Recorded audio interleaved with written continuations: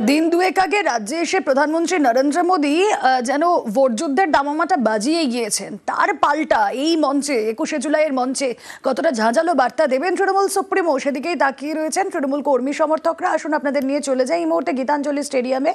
সহকর্মী সুদীপ্ত রয়েছেন সঙ্গে। সুদীপ্ত, এই যে 25-এর 21 তাতে অবশ্যই সকলে তাকিয়ে রয়েছেন 26-এর বার্তার লক্ষ্যে। যারা গীতাঞ্জলি স্টেডিয়ামে এসেছেন তাদের সঙ্গে কথা বলা সম্ভব, কি বলছেন তারা?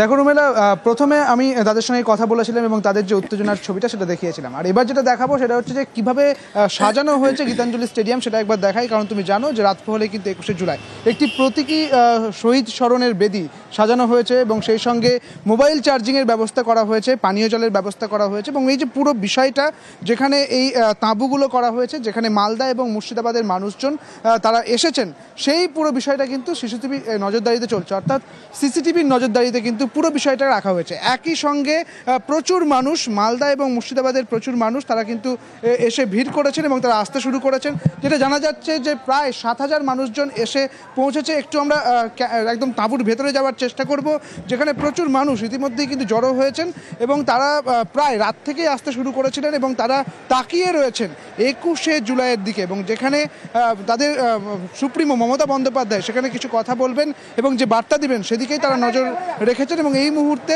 মালদা থেকে প্রচুর মানুষ এসে জড়ো হয়েছে, তাদের সঙ্গে কথা বলার চেষ্টা করব। 21শে জুলাই মুখ্যমন্ত্রী কি বার্তা দেবেন?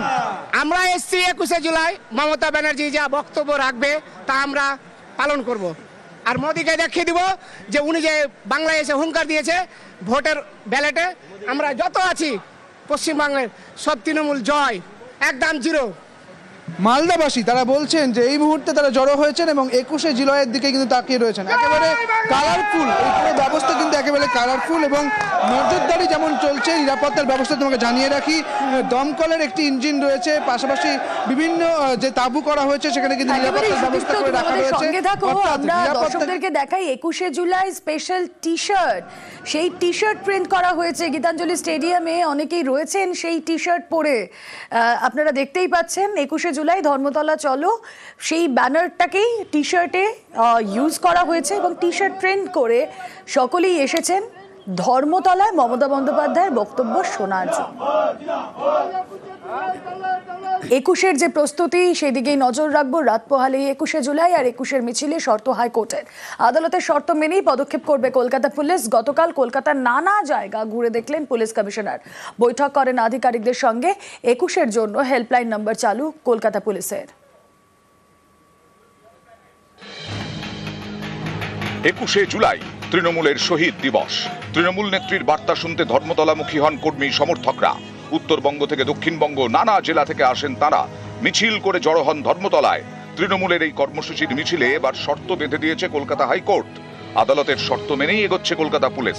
মিছিল আসে যে সমস্ত দিক থেকে, শনিবার সেই সমস্ত এলাকা ঘুরে দেখলেন পুলিশ কমিশনার মনোজ ভার্মা।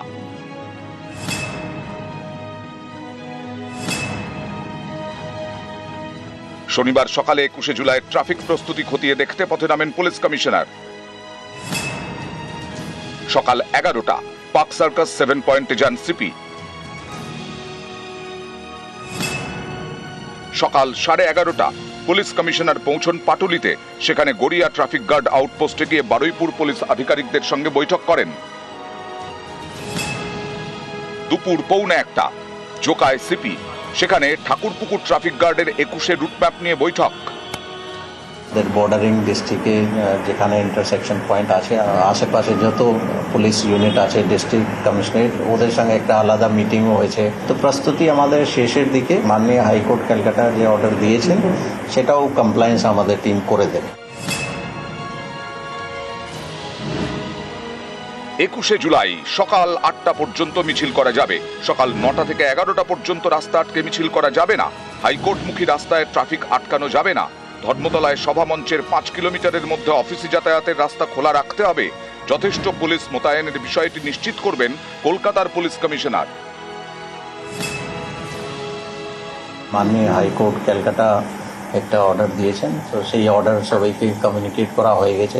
আমাদের টিম সবাইকে ভালো করে ব্রিফিং করা হয়েছে, এক্সট্রা ম্যান পাওয়ার, সিনিয়র অফিসারের আরও একটু বেশি ডেপ্লয়মেন্ট, এছাড়া একটা হেল্পলাইন নাম্বার আমরা দিয়েছি পাবলিকে, যাতে কোনো রকম কোনো ইনকনভিনিয়েন্স না হয়। কারো যদি হয় অফিস পৌঁছাতে বা অন্য জায়গায় যেতে অসুবিধা হয়, তাহলে টোল ফ্রি একটা নাম্বার আছে 1073। নিউজ 18 বাংলা।